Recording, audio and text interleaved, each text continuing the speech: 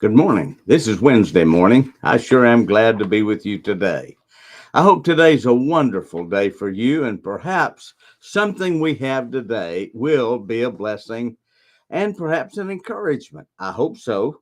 That's our desire, something that will help you. Have you ever had a situation come up in your life where somebody gave you a second chance? For instance, were you ever in school and the teacher said, I'm going to give you another opportunity to do better on that paper? I remember one time when I was in what we call junior high school. I was in the ninth grade. We had a teacher who taught us Algebra 1. And that teacher, several in the class were not doing well. In fact, they were really, really not doing well. And I could remember we had one test, and the teacher said this. He said, I'm going to throw this test out, and I'm going to give you the whole class, give you another opportunity to take this test again. Now, I don't want you to misunderstand what I'm saying here. I didn't need to take it over again. Algebra 1 was easy for me. I loved it. I had no problems with it at all. But the majority of the class did. So the teacher was, in fact, not giving me another chance. I didn't need it. But he was giving all the rest of them. So we took it again. You know, the interesting thing about that opportunity was that most of those in the class who had not done well did not take advantage of that second chance. You know, God gives us all second chances, doesn't he? He is long suffering. Well, today we're kind of going to be talking about that. The second chance. Can God use me if I failed in my first opportunity?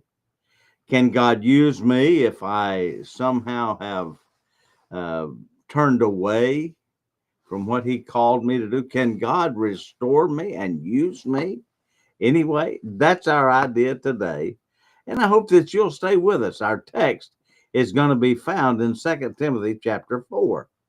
And we will find there a man who was given a second chance, and he did exactly what God wanted him to do, and he became profitable. I want you to stay with me. Somebody sent me this. I thought this was funny. Said when Adam was walking around in the garden, he didn't have anybody to talk to. So he just said, I wish I had somebody I could talk to. He couldn't talk to the animals. He couldn't, that's no conversation. And so the Lord came to him and he said, Adam, he said, I'm going to make you a companion, and it's going to be a woman. And of course, Adam didn't know what a woman was until God brought Eve to him. But he said, this person is going to gather food for you, and she is going to take care of all of your needs.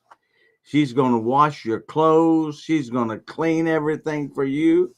She's going to prepare your food.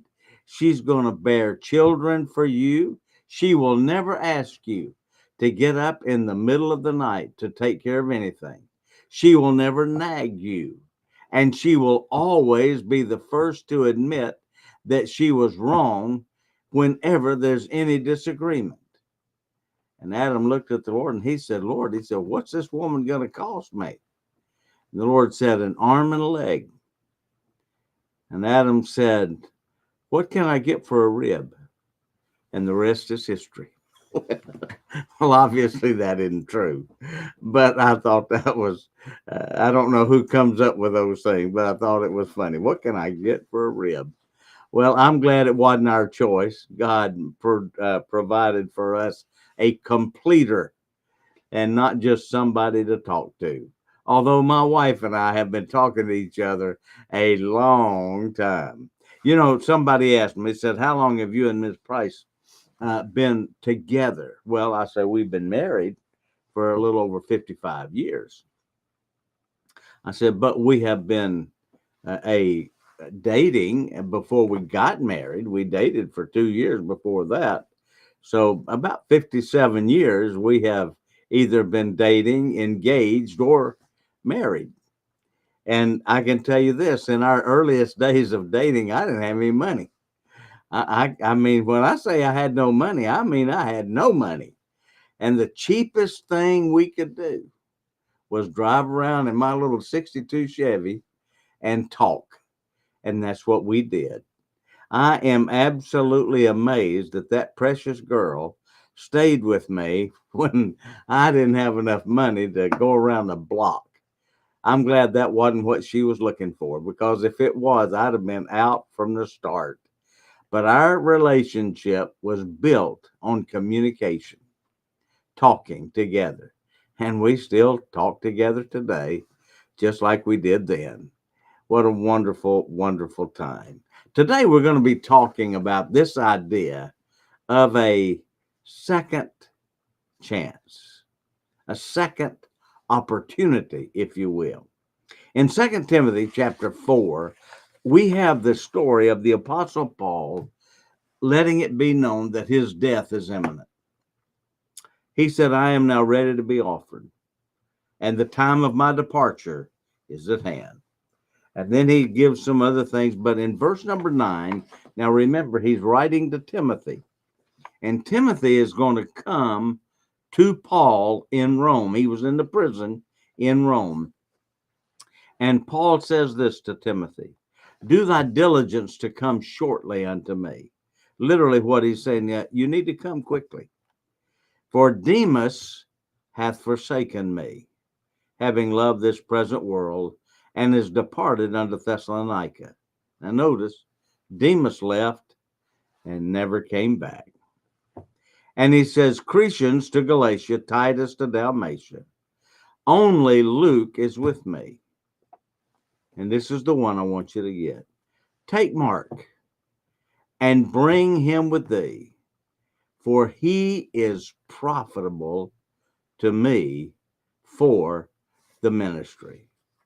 The Apostle Paul has come to the end of his life in ministry. In fact, in verse 6, he tells us, I'm ready. As he opens to the close of his life, he writes to Timothy to bring some things to him. And he says in verse 11, bring Mark. Why? Because he's profitable to me and the ministry. Some of you may not remember the story of John Mark, but this is the same Mark who had gone on the first missionary journey with Paul and Barnabas. He was Barnabas' nephew, and he wanted him to come, and he wanted to go. And so Barnabas brings this young man with them on this trip. The only problem was John Mark couldn't take the trip and the journey, and so he went home and left them in the middle of this mission trip. The next time Paul and Barnabas got ready to go on a trip, Barnabas said, I want to take John Mark with us again. Paul said, no. So we're not going to take him. He said, he ran out on us in the middle of that trip. I'm not taking him. Well, the Bible says that that conflict was so sharp between them that they divided. And Paul took Silas with him, and Barnabas took John Mark with him. That was in Acts chapter 15. But now at this point, after John Mark was taken by Barnabas a second time, but Paul said, he's profitable to me. Too often, Christian people who have failed the Lord in one way or another are shelved and never called on again. Many could be profitable servants in the church and helpers in the ministry, but are forever looked over because they quit sometime in the past. We need to see the desire to serve and not just what has transpired in the past. God took this quitter and used him to be a blessing to the very one that he had walked out on some time before. If God could use John Mark to be profitable to the one he had left, the Apostle Paul, and to the ministry that he had forsaken in the middle of that, after he had quit, surely there are many who are profitable that we need to give another chance. Sometimes in life, we do not realize the importance of things for a time, but then we have our eyes open and we see clearly or differently. The legendary Bear Bryant once told a second string quarterback to go in the game and run out the clock. Well, the quarterback ran 2 plays and then decided that he would throw a pass.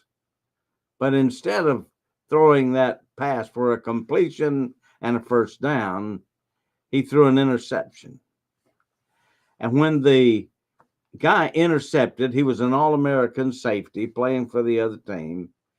The quarterback, who was the slowest man on the field for Bryant's team, he caught that safety on the 1 yard line and tackled him, saving the touchdown and the game. Another coach asked Paul Bryant, he said, how did that guy catch that All-American safety running for that touchdown? How was he able to outrun him and catch him? And Bryant said in typical fashion, he said, it's like this. He said, your boy was running for 6 points. My boy was running for his life. It all depends on your perspective, doesn't it? What are we really trying to accomplish? Many young people have gone to college and, to be honest with you, just wasted their time there. Then later in life realized they needed more education, or they needed, and they go back. And almost without exception, the second time is better than the first time, because now they're serious about what they were trying to accomplish. Many in their Christian faith seem to be floating along until something awakens them to the seriousness of our walk with the Lord. This seems to be what happened with John Mark. When he got his priorities right, he was profitable to the one that before he was a liability. We see the long suffering of God in action in the life of John Mark. Some years ago, I read this story and I thought it was so applicable to this. Two teenagers with a long history of crime and being just general troublemakers robbed a YMCA on the lower part of the east side of New York City. On the way out, they saw a young man at a telephone switchboard. They were frightened and assumed that the man must be calling the police. They held and beat him violently with brass knuckles and a blackjack that they had. They thought he was dead. They pulled him behind the swimming pool and then they escaped. Later that evening, a woman who came to swim was walking by the pool and she slipped in the man's blood. She screamed and then found Donald Tippett's body. He lived, but one eye was so badly damaged it could not be saved. Meanwhile, the two teenagers were seized and brought to trial. In an amazing example of grace, Donald Tippett went before the judge and he asked the judge to have those two young men put under his control, to parole them out to him to do what he gave them to do. He wanted to give them another chance. He believed they could change. And he said the idea was this: if they committed another crime, they went straight to jail. No questions asked. Well, one of the young men had been with Tippett for just a short time, had no interest in doing right, went out, committed another crime, and ended up in jail. And by the way, his life was that way from then on. The second young man took the opportunity. He listened to what Tippett gave him, and he wanted to do better. He went to college and then to medical school. He became one of the nation's leading eye surgeons at that time. A reporter writing about Donald Tippett's amazing story of forgiveness said of the surgeon's deeds, "I wonder if he ever performs one of those delicate eye operations without thinking of that night at the YMCA and the young man whose forgiveness changed his life." Sometimes I think we forget that God, in his grace and mercy, has given every one of us a second chance. He's allowed us to be restored at different times in our lives. We've all fallen. We've all made mistakes. We've all not accomplished everything we should have. But our God is in the restoring business. He is long suffering. What a God we have. This young man in this story had somebody who was willing to give him another opportunity. John Mark had a benevolent and kind uncle who saw the potential in that young man. The Apostle Paul saw his failure, and I'm not blaming Paul. Paul was acting normal. Listen, you ran out on me. The old saying, get me once, shame on you. Get me twice, shame on me. Paul saying, if I bring him in with me and he does this again, it's going to be worse. No, I'm not bringing him. Barnabas said, I can help that young man. And later, when Paul comes to the end of his ministry, he says, bring John Mark.